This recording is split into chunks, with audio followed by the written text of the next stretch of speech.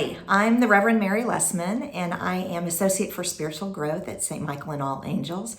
And today we are starting what will be a 3-week series on the stages of faith. So first, I just want to say I'm really happy to be with you. I want to let you know that what we're going to be going over the next 3 weeks is based on James Fowler's Stages of Faith book, in case you're interested, which has been out for quite a while, but it's a seminal work. And we're going to start today with just an introduction in general terms about our faith and its maturation. And then we will get into these stages of faith starting next week and then the following week. We do not come to faith fully formed. Just as we grow and mature biologically, we are called to grow and change and mature spiritually as well. And while we can't stop or avoid the physical maturing process, our bodies will age, we'll experience age-specific struggles and changes, and we will all die. The same is not true for spiritual maturity. We can choose to stop maturing spiritually. This choosing to stop maturing spiritually may not even be conscious. I doubt there are many of us who say to ourselves, this far and no further in my faith. We subtly and unconsciously decide to stop maturing in faith by choosing to believe certain things as finally decided and not to be revisited, and by choosing to live in certain ways. We reinforce this decision by surrounding ourselves with folks and groups that will help us stay in this place. The truth is that if you're getting up on Sunday morning and coming to the St. Michael website to find and watch this class, you are someone who wants to grow in their faith. There are folks in our church and in every church who you will never see participating in ongoing Christian formation. If asked, they will give you several reasons for this. But whatever we tell ourselves, not coming is part of our deciding not to continue to mature in our faith. In the past, I've preached on and taught about faith as a verb, not a noun. I have found this truth to be reinforced over and over again. This fall, we're focusing on discipleship at St. Michael and All Angels. Discipleship is all about how we are living with God and with one another, and has very little to do with what we think and believe. We faith, verb, our way through life, which is a journey. The language of faith denotes movement, not static belief. Fowler defines faith as a person's or group's way of moving into and through life. We search for an overarching and grounding trust in a power or being sufficiently worthy to give our lives unity and meaning, right? And so for us as Christians, that's God through Jesus Christ. The Judeo-Christian would say that the yearning for this bigger thing in life is the yearning for God, and that the hunger for God is part of our created nature. Augustine says, you have created us for yourself, and our hearts are restless until they rest in you. This is the seed that starts us on our journey of faith. We are pre-wired for it. I want to talk a little about belief versus faith. Belief is the holding of certain ideas. Faith is the relationship of trust in and loyalty to the transcendent. Belief involves our minds. Faith involves an alignment of the heart or will. It's important for us to be on the same page here because belief is not the same as faith. I would posit that belief is actually easier than faith. It asks less of us. So if we want to understand our own faith, we might need to ask different questions.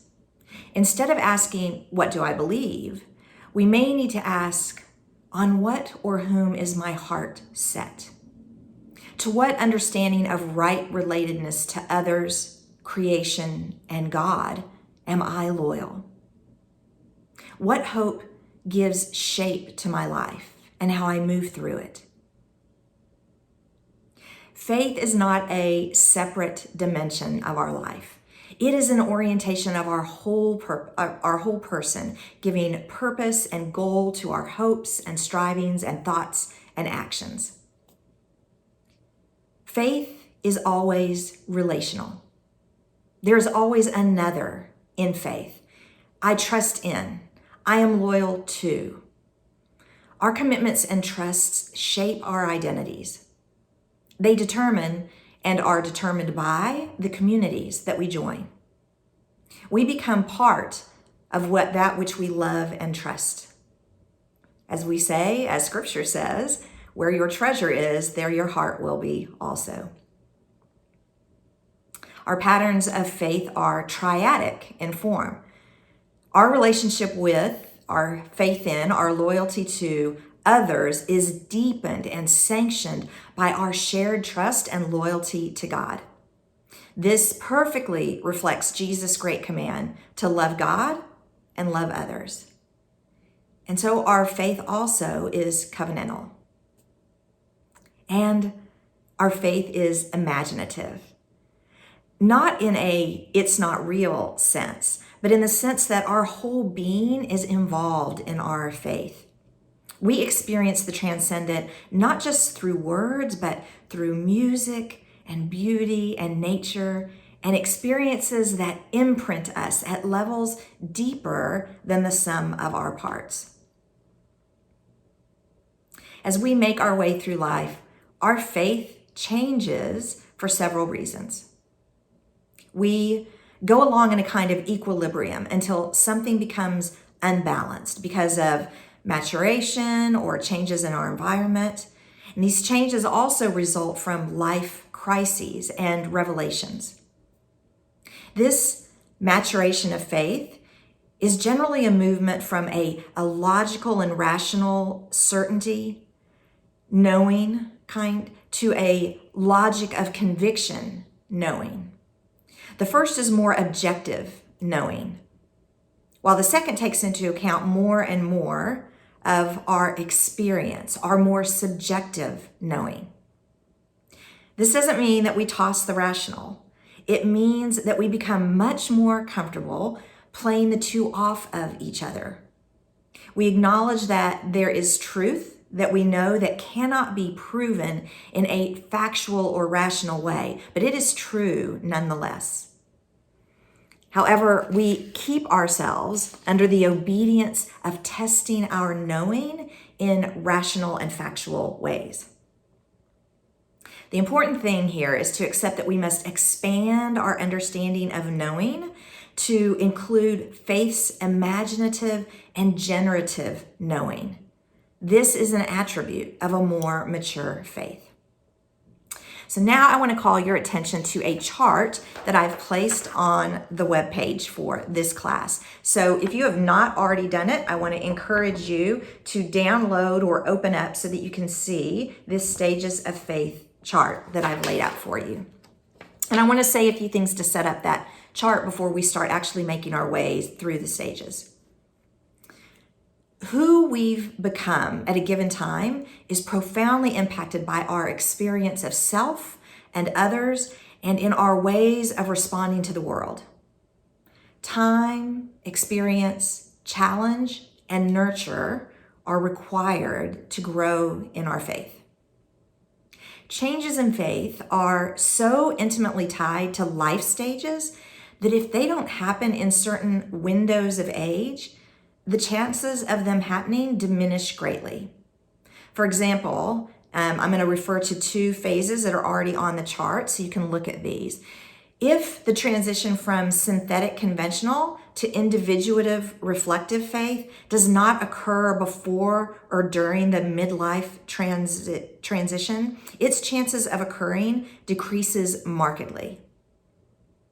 If we approach a new phase in the adult life cycle, clinging too tightly to the structure and content of our faith, we will be much less likely to move into a new mature faith stage. If we cannot allow our faith to evolve, chances are that we will settle for a narrower or shallower faith than what is best for us, than who we're created to be and to live into, the fullness of who we're created to live into.